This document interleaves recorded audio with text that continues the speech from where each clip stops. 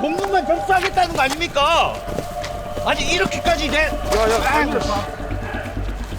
들어 다리 들어 다리 니기 다리 들어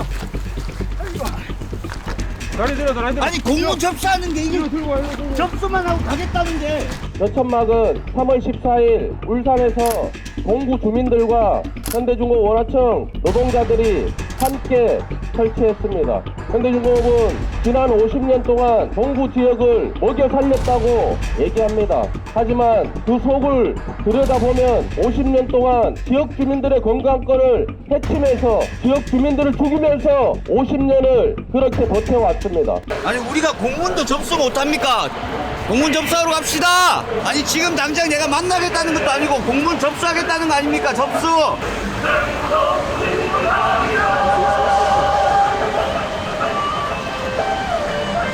어제 이공수 책임 왔는데 왜 무슨 안 나옵니까?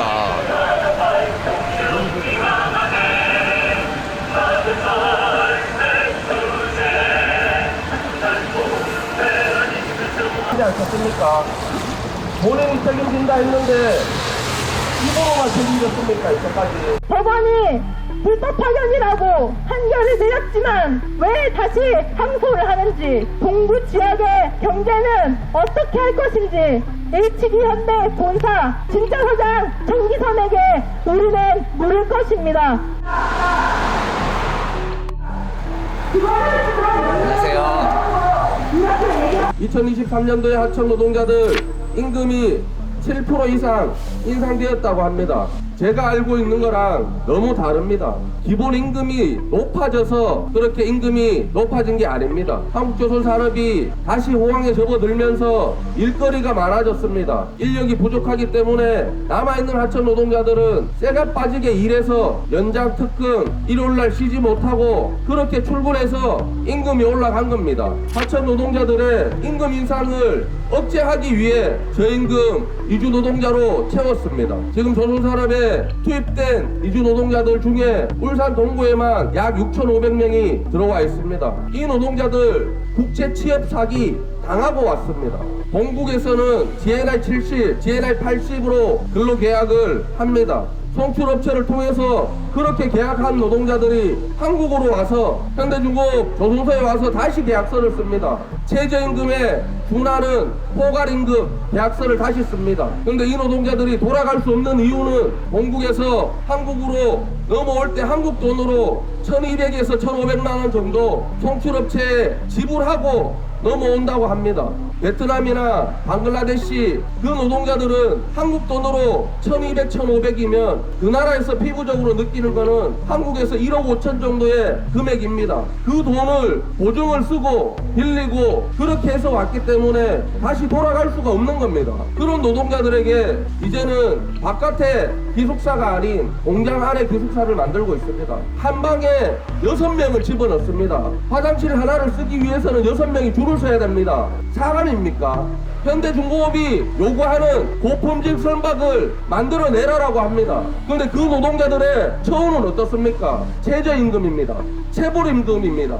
4대 보험 체납으로 폐업합니다. 그런데 이 노동자들 휴식이라도 제대로 취하려면 최소한 2인 1실은 기숙사가 돼야 안 되겠습니까? 그런데 6명을 한 방에 집어넣습니다. 이런 회사가 HD현대그룹입니다. 자녀학자금 100%를 지급하는데도 불구하고 예전에 50% 지급할 때보다 돈이 남는다고 합니다. 그 이유를 들여다보십시오. 현대중공업뿐만 아니라 조선소 산업 안에 협력업체들은 3년 4년 주기로 폐업을 계속 이어갑니다. 그런데 원청은 업체 경력 5년 이상일 경우에 그렇게 해준답니다. 폐업이 3, 4년 만에 계속 이루어지는데 업체 경력을 5년을 요구합니다. 현장에서는 하청 노동자들이 병들고 다치고 죽어도 HD현대그룹은 다른 회사 직원은 우리하고 대화할 수 없다고 얘기합니다. 현대중공업 지난 50년 동안 집계된 것만 474명의 노동자를 노동자를 죽였습니다. 최근 474번째 노동자가 지난 2월 15일 해양사업부에서 약 9,700톤에 달하는 구조물을 옮기다가 현장에서 깔려 숨졌습니다. 유족이 현대중공 정문 앞에 본인이 직접 쓴 피켓을 들고 1인 시위를 합니다. 이상균 대표를 구속해달라 얘기하고 있습니다. 유가족에게 현대중공업은 본인의 회사 직원이 아니다 라고 얘기합니다. 현대중공업이 요구하는 고품질 선박을 만들었습니다. 생산의 주체로 하청 노동자들이 열심히 일하고 있습니다. 그런데 병들고 다치고 죽으면 본인들 회사 직원 아니라고 얘기합니다. 본인들과 관련 없다고 얘기합니다. 안면일식 개인정보 동의 안에는 하청 노동자들의 의료 기록까지 들여다볼 수 있습니다. 그럼 정기선 대표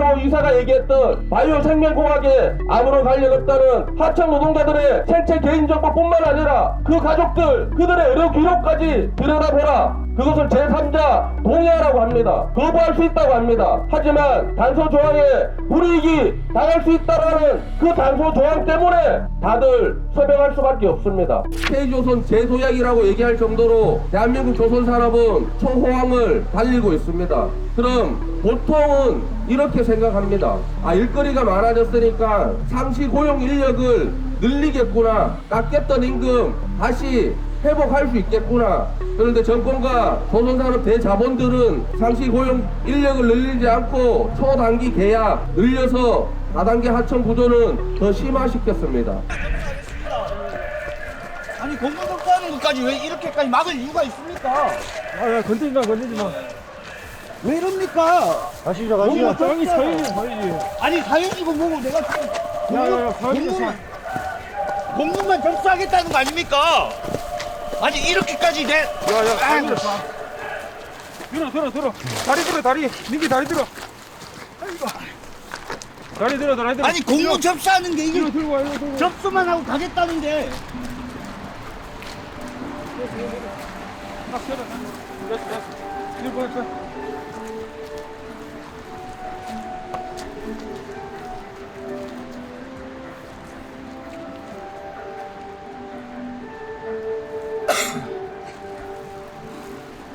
아니 공문 접수만 하겠다는데 이렇게까지 막을 일입니까 이게? 예?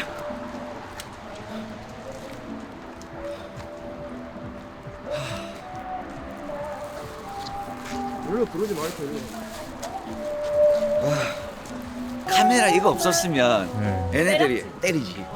안 때리면 못 나가고. 그래, 그냥 이래가지고 막 이렇게 곱게 안 들었어요. 그래가지고 던졌지. 카메라가 있어서 요 정도였어요. 죽음의 외조와 다단계 하청 구조 철폐하라. 다시 한번 외쳐보겠습니다. 22세기 전자감옥 안면인식 중단하라.